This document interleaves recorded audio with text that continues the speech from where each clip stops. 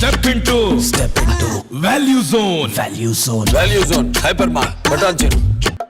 మార్కెట్కు వెళ్తేనే నాన్న చెయ్యి వదలరు పిల్లలు. అలాంటిది లక్షలాది మంది దర్శనానికి వచ్చే శబరిమలలో తండ్రి చెయ్యి వదిలితే, ఆ తండ్రి కనిపించకపోతే ఆ పిల్లాడి పరిస్థితి ఎలా ఉంటుంది? ఇదిగో ఈ స్వామి పరిస్థితి కూడా అదే. శబరిమలకు తండ్రితో వెళ్ళగా తండ్రి కనిపించకుండా పోయాడు.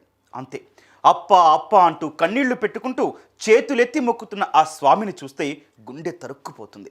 ఎవరి కళ్ళలో కూడా నీళ్లాగడం లేదు.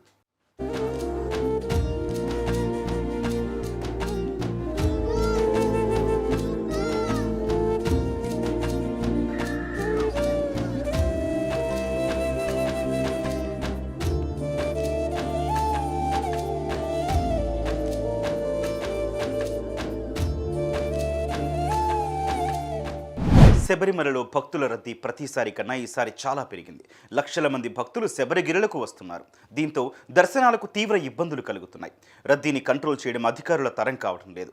మరోవైపు ట్రైన్లలో, బస్సుల్లో, సొంత వాహనాల్లో వేలాది మంది తరలి వస్తున్నారు. రోజుకు 80 నుంచి 1,00,000 వరకు వస్తుండటంతో దర్శనానికి సమయం 18 నుంచి 24 గంటలు పడుతోంది. రద్దీ కారణంగా శబరిపీఠం నుంచి పంబ వరకు క్యూలైన్ విస్తరించింది. దీంతో దర్శనాలు చేసుకోకుండానే కొందరు పందలం ఆలయంలో నెయ్యాభిషేకం చేసి వెనక్కి వెళ్ళిపోతున్నారు స్వాములు.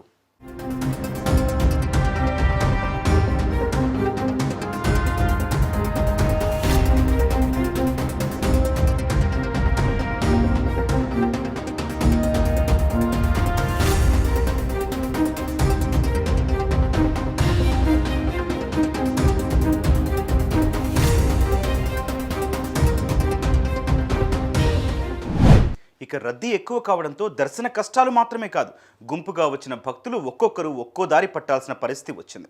అలా విడిపోతున్నారు. తమ వారి కోసం వెతుకులాటలు మొదలు పెడుతున్నారు. ఇదిగో ఈ బాలస్వామి పరిస్థితి కూడా అంతే. తండ్రితో కలిసి మాలధారణ చేశాడు. అయ్యప్ప దర్శనానికి వచ్చాడు. కానీ తండ్రి కనిపించకపోవడంతో ఎలా ఏడుస్తున్నాడో చూడండి.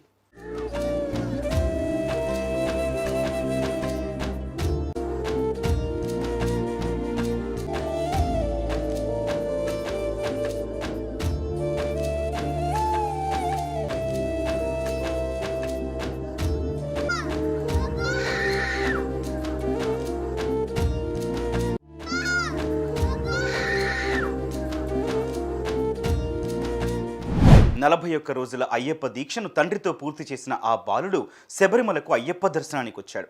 అక్కడ తండ్రితో కలిసి బస్సు ఎక్కాడు. ఇంతలోనే కొన్ని వస్తువులు తీసుకొనిచ్చేందుకు బస్సులోంచి దిగాడు తండ్రి. తండ్రి అప్పటికీ రాకపోవడంతో భయపడిపోయాడు. బస్సంతా వెతికాడు. తండ్రి జాడలేదు. దీంతో కిటికీలోంచి బయటకు చూస్తూ ఏడుస్తూ అప్పా అప్పా అని బోరున విలపించాడు. అప్పుడే అక్కడికి ఓ పోలీసు రావడంతో తన తండ్రిని వెతకాలంటూ చేతులు జోడించాడు. తండ్రిని వస్తాడని చెప్పినా ఆ బాలుడు ఏడుస్తూనే ఉన్నాడు.